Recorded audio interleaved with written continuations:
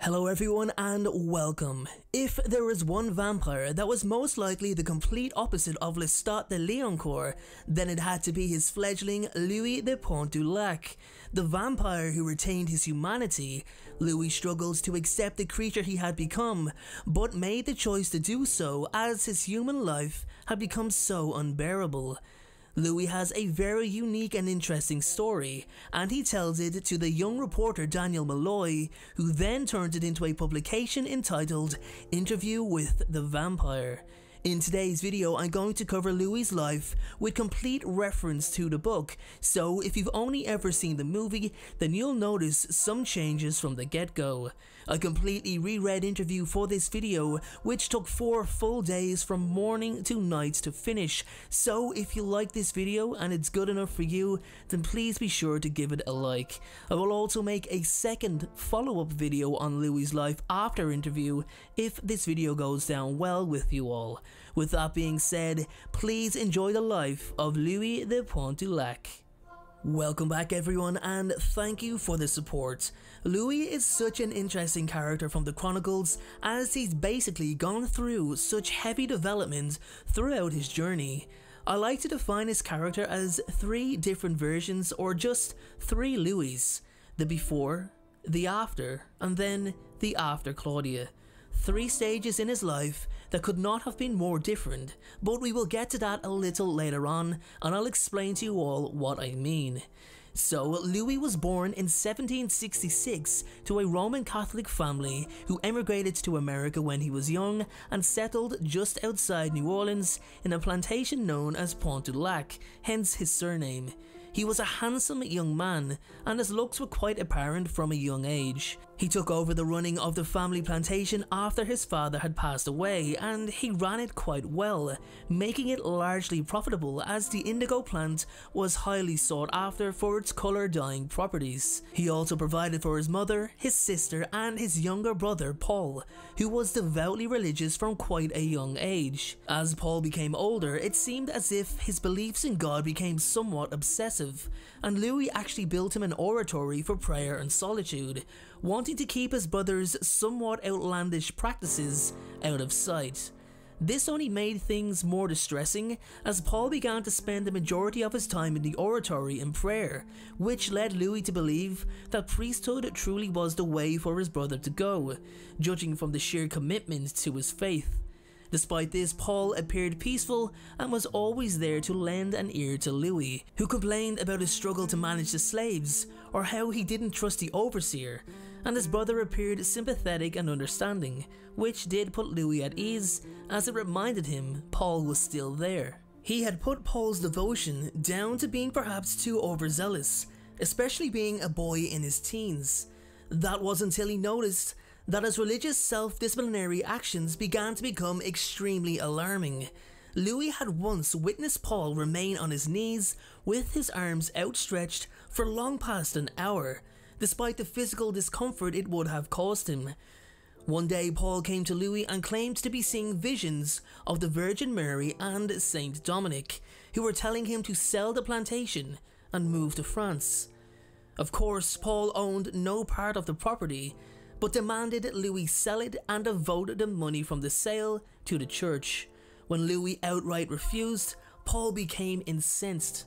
Louis then proceeded to walk away, while his brother proceeded to walk downstairs. Without any explanation, Paul's body toppled down the stairs, killing him from a result of a broken neck. There was no evidence of tripping or falling, or any sign of an accident. 2 servants described Paul's fall as if he just looked up moments before he fell. It was as if he was swept by the wind.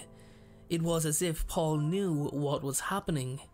Louis was racked with guilt over his brother's death, especially as he was so young. He could not find peace within himself, as he felt such a responsibility over the manner in which Paul had died, just after a heated discussion. Louis hated himself for how he treated him when he was alive. I could not forgive myself. I felt responsible for his death, and everyone else seemed to think I was responsible also. So this is probably the biggest change between the book and the movie. If you've only seen the movie, then you'll notice that I've mentioned nothing about Louis having a wife who died in childbirth, and that's because he didn't. To be honest, and it's just my own opinion, I believe this alternative direction in the on-screen adaptation was to spark an immediate and sympathetic understanding from the audience for Louis, faster than feeling guilty over his brother's death would cause. Anyway, let's go back to the story. So Louis moved directly to New Orleans in order to escape Paul's death, leaving the plantation in the hands of the overseer.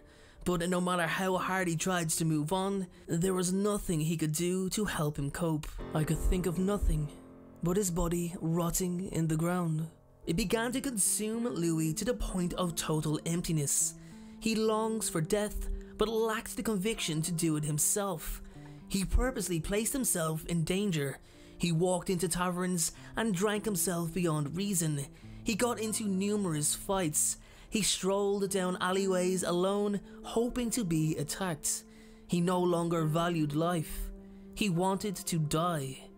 Louis' constant flirt with danger comes to fruition when he's attacked by the vampire LeStat outside his home. LeStat drains him and leaves him close to death. Louis assumes he had a stroke from consuming so much alcohol. Despite what happened to him, he still refused to eat, drink, or even talk to the physician that came to the house. His mother eventually calls a priest, and it was to the priest that he finally spoke about Paul, telling him about Paul's visions and the manner of which he died. "I know I didn't kill him," I said to the priest finally. "It's that I cannot live now that he's dead. Not after the way I treated him." The priest then informs Louis that God did not come to his brother, but the devil instead. The devil possessed Paul and forced him to behave in such a way, such a manner, to make such demands of his brother. This infuriated Louis to the point of attacking the priest, nearly killing him. Louis' pain, anger, and frustration all surfaced in that very moment. He really did beat the priest close to death. The vampire LeStat then returned that night, wanting Louis and also wanting the plantation. He told Louis of everything he would become if he became a vampire. And after LeStat finished speaking, Louis only knew one thing.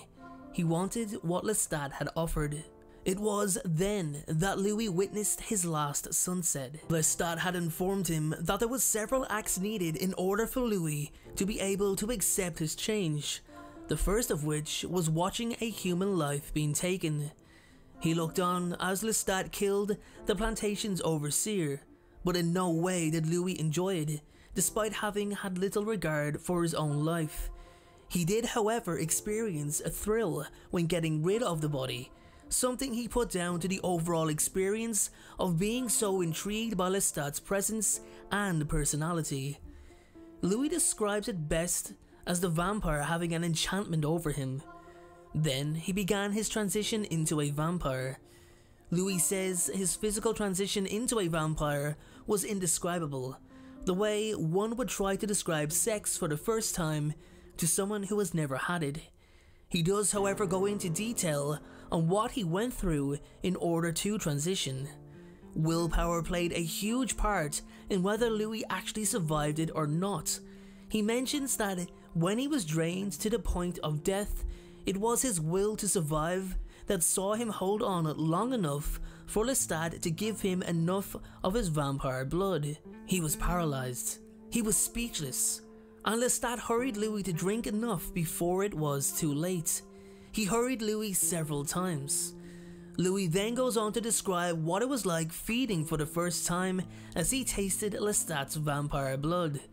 He says he heard two drums banging and banging, but banging at different times. It took him a moment to realize that this banging was actually beating. One drum was his heart and the other was LeStat's. This indicates how vampires are aware of when the heart is close to stopping. Everything changed for Louis upon his transition. Everything changed as he looked through his vampire eyes. He compared it to seeing colours and shapes for the first time. LeStat now appeared radiant and full to him, as compared to the bright, luminescent-skinned being he was before. So many things were happening all at once for Louis. He was panicked as his human fluids were being forced out of his body, causing him pain and distress. His human body was dying as his vampire body was truly beginning to live. The most notable change was Louis not giving his brother a second thought as he passed by his oratory, finally being able to leave behind the guilt he felt over Paul, although he soon to discover that there was a lot of human life remaining within him. From the very beginning of his vampire life, Louis did not like what he had become, and he would struggle with taking human lives for the majority of his life. I will not take her life. This is what made Louis so desirable. His heart remained human, even if his body wasn't. Louis's gift was the ability to retain his humanity.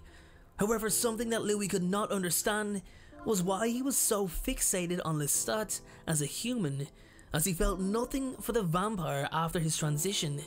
It was as if a spell was lifted off him. In fact, he felt an anger towards LeStat and came to a new conclusion. He no longer liked him at all. LeStat then moved into Louis's plantation and reluctantly brought his father to live with them. He despised his father due to the latter's abusive and controlling behaviour over his son's early life, which is quite ironic as that was what LeStat was doing with Louis. He refused to entertain his presence even though he lived with him. As Monsieur de Lioncourt was close to death, Louis agreed to end his life humanely, but only if LeStat spoke to his father. Another display of Louis's admirable character. Servants of the plantation began to become increasingly suspicious of Louis and Lestat as time went on. Louis, still despising what he had become, had grown tired of the plantation anyway, and out of his frustration, torched the house, much to Lestat's dismay. He did try other ways to ward off the slaves first, before setting his home alight.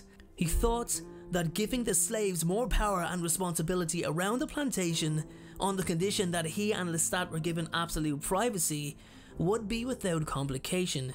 But the more intelligent slaves knew that something was not right. The very few people, I might add, that ever suspected them of being something unnatural. As Pointe Du Lac burned, Louis and Lestat made their way frantically to the Frontier plantation, where he pleaded with Babette for a room. Babette was a woman with whom Louis had helped when she needed guidance the most. Louis was forced to lightly confess to her that he was a natural without actually saying he was a vampire. She reluctantly agreed and gave them the wine cellar. The next move for Louis and Lestat was to make their way to New Orleans, where they settled in a flat. Lestat returned to his callous, ruthless methods of killing which sickened Louis, as he tried his best to avoid killing humans at all cost. It was as if he and his maker could not be further apart, yet he was confined to Lestat's company for eternity.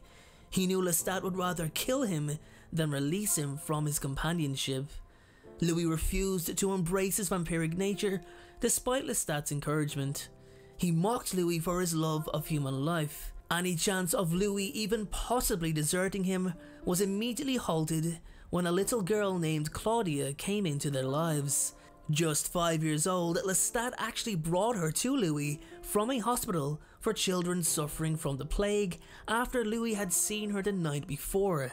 Lestat accused him of purposely drawing attention to her so that she could be saved. Lestat encouraged Louis to feed on Claudia, and Louis eventually gave in to his temptation, but he hated himself for doing it. He drained her to the point of death, which left the vampires with two options: allow the little girl to die, or make her an immortal.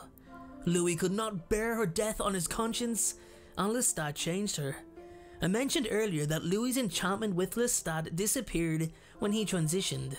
Lestat eventually realized this and knew within himself that Louis may well leave him, by creating Claudia and manipulating Louis's emotions over her certain death if he didn't change her. He secured Louis's companionship.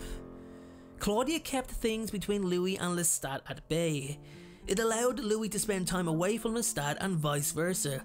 She learned from them both, a philosophical education from her time with Louis, and how to be a ruthless killer from LeStat.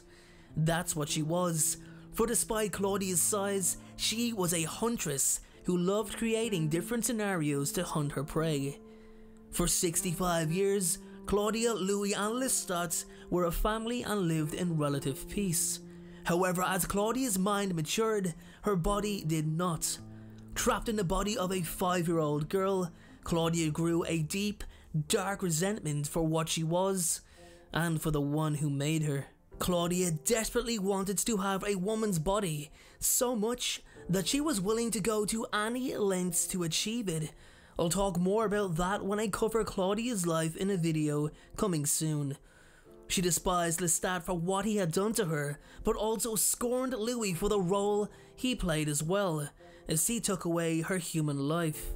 However, she still loved Louis and forgave him eventually, but not LeStat. She only seen a self-absorbed killer without a single care in the world other than himself. She wanted to leave him and Louis to come with her. She wanted them both to seek out other vampires, more of their kind. Despite admitting he would leave, that niggling voice once again told Louis that LeStat would kill them both before he'd ever let them go. Claudia then hatched a plan to kill LeStat.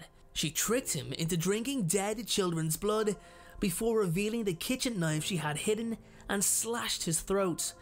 Louis looked on in horror as LeStat's blood sprayed everywhere and soaked the carpet. His body became that of a skeleton with parchment for skin that merely covered the bones. She and Louis dumped the body in the swamp and, believing LeStat to be dead, attempted to adjust to what had just occurred. As Louis and Claudia arranged their departure for Europe, LeStat returned and attempted to extract his revenge, only for Louis to set the flat alight, burning LeStat in the process, which actually left him horrifically scarred. For those of you who don't know, fire is absolutely fatal to vampires. In fact, some vampires have actually used fire to commit suicide, yet LeStat survived. So make sure to check out my video on the life of LeStat to find out why he survived the fire. You can find it in the link below or at the end of the video. Anyway, let's continue. Louis and Claudia eventually do depart for Europe in search of other vampires. They travelled from country to country, and despite coming across some vampires, none of them had any intellect and were just mindless, reckless, blood-sucking zombies. Their travels brought them to Paris, where Louis finally encounters a vampire to the standards he expected in Santiago, despite the latter mocking him, followed by Armand, who was immediately entranced with Louis and wanted him for himself. Louis felt the same. The two were instantly drawn to each other. He's given a card by Armand, inviting him and Claudia to the Théâtre des Vampires. The next night, Louis and Claudia watch on as the vampires on stage are pretending to be humans, who are then pretending to be vampires as they performed real vampiric acts.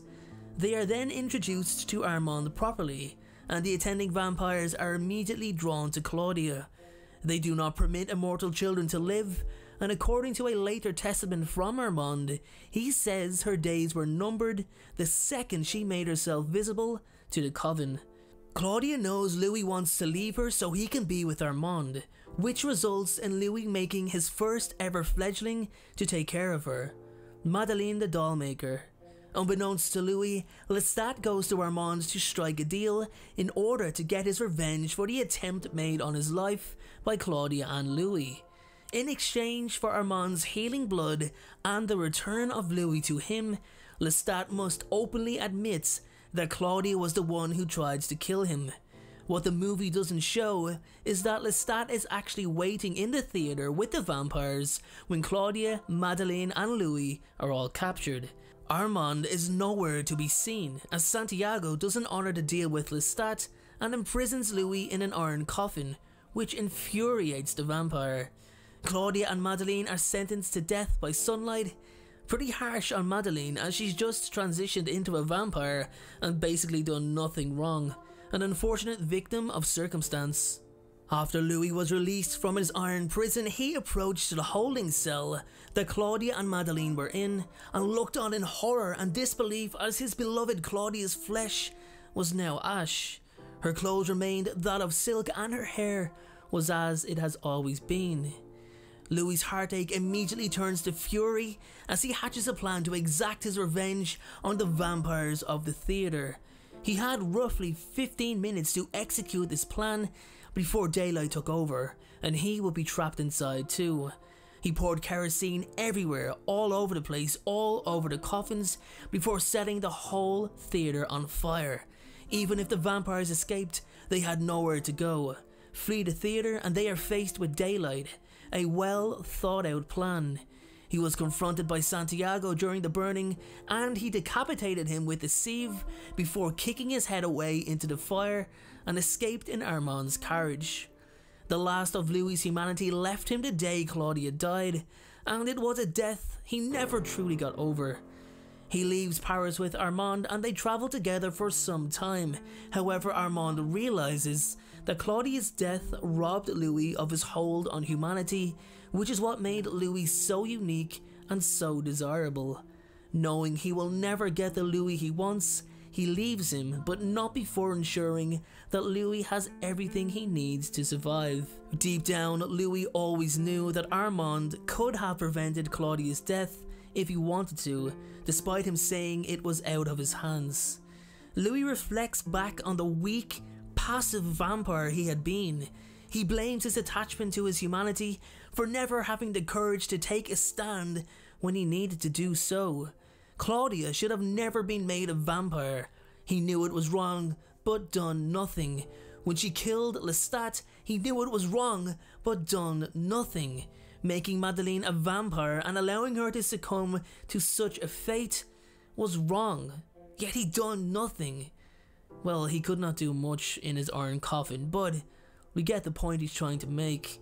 Louis looks back in so much disgust upon himself for being so weak.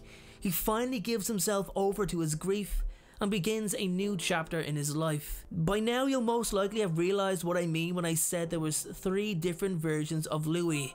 The Louis before he became a vampire, where he longed for death. The Louis after he became a vampire, where he realized death would have been better than the creature he had become, which is why he held on to his humanity. Then we have the 3rd Louis, the one who lost what little fate he had left the day Claudia died, the one we still have in the novels presently. Louis meets a reporter called Daniel Molloy, and he tells him his entire life story. Well, up until the point of Louis's travels with Armand. Everything after that time he classes as meaningless years. He concludes the interview by telling Daniel that he discovered LeStat living in a rundown townhouse in New Orleans, where the latter admitted that he didn't know what the vampires were going to do to Claudia, and that he should have never changed her. Daniel is fascinated at everything Louis tells him, but fails to see the vampire's point that he has only known loss, pain, and loneliness. That he could never know love and goodness because his being represents something so evil. However, despite Louis's point, Daniel pleads with him to make him a vampire. Louis is angered and disappointed that he has failed once again. The boy does not see Louis's point. Furious, the vampire explains there is one more chance to show the boy what it means to be a vampire. Louis feeds on Daniel, who afterwards asks if he's going to die before he eventually loses consciousness. Louis departs and leaves Daniel to recover. I'm going to leave it there for today, guys. That is my video essay on the life of Louis de Pointe Du Lac with reference to Interview with the Vampire. If you want me to continue Louis's journey from the novels that followed, then please let me know in the comments section below. Thank you so much for watching. It means the world to me. As I said in the beginning, it took me 4 full days from morning to night to reread Interview with the Vampire in order to have the proper research to make this video. So please, if you like the video, thumbs up. Have a great day, and I will see you all in the very next video.